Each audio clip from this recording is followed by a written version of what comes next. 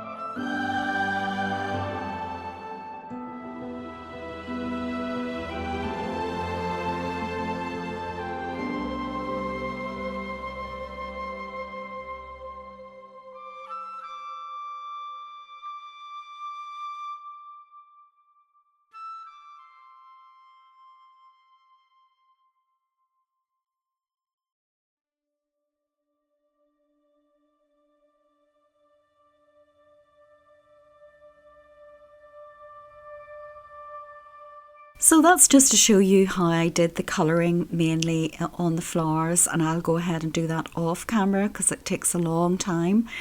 As you can see, I did the yellow version and I used the same technique of blending the Posca pen with the zig marker. I also stamped a couple of extras there and a little strip in the centre there, and did some highlighting with a white gel pen on the yellow. And in terms of the bird, I brightened him up a bit by using the blue Posca pen, which worked much better along with what I'd already created. But the bird is supposed to be in the background anyway. And now for colouring in the main focal point, which is this other lovely larger hummingbird.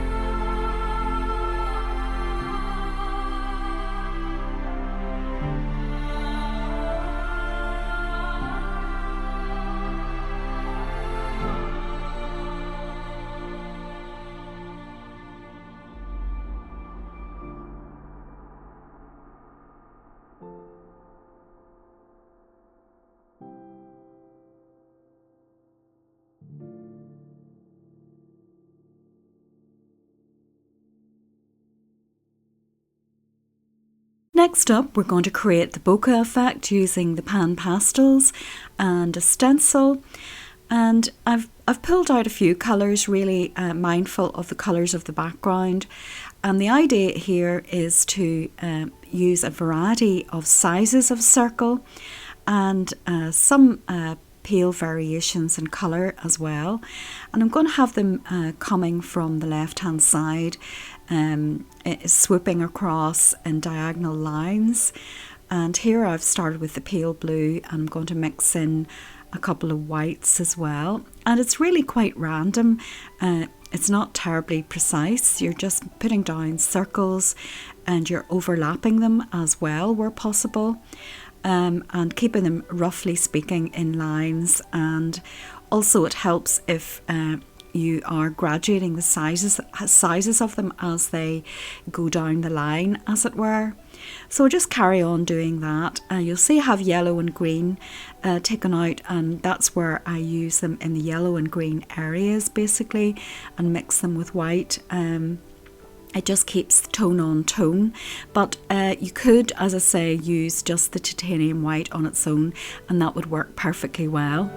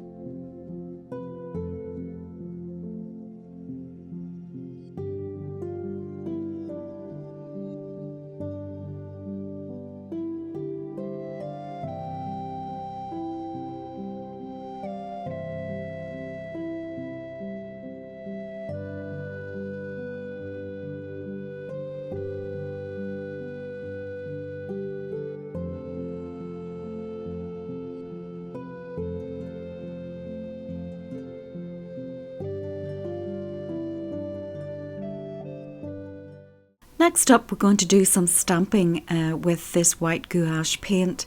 As you can see, I've put a very small amount out on my mat and I've flattened it down with my finger. You could use gesso for this, white gesso or acrylic paint. The key thing is to keep the layer on your mat very, very flat and fine. No deep lumpy paint on your mat.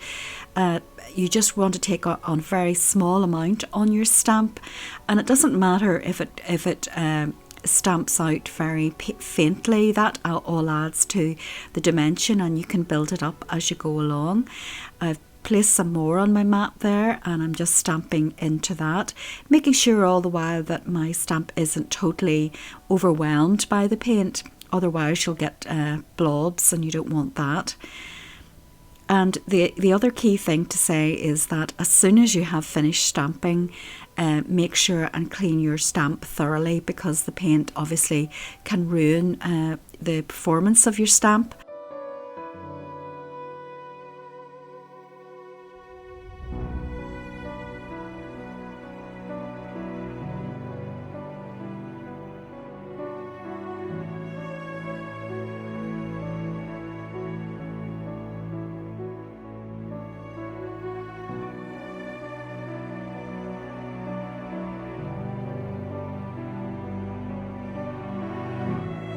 So that just about wraps it up for today. I really hope you enjoyed the project, and you'll find some of the techniques used useful in your own work.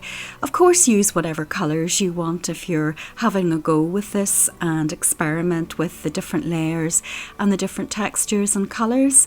And it just goes to show that the bokeh effect is a lovely way of creating a dreamy background, and also a way of helping focus your central images as well. And if you enjoyed today's project or you found it useful, I'd really appreciate if you would consider subscribing.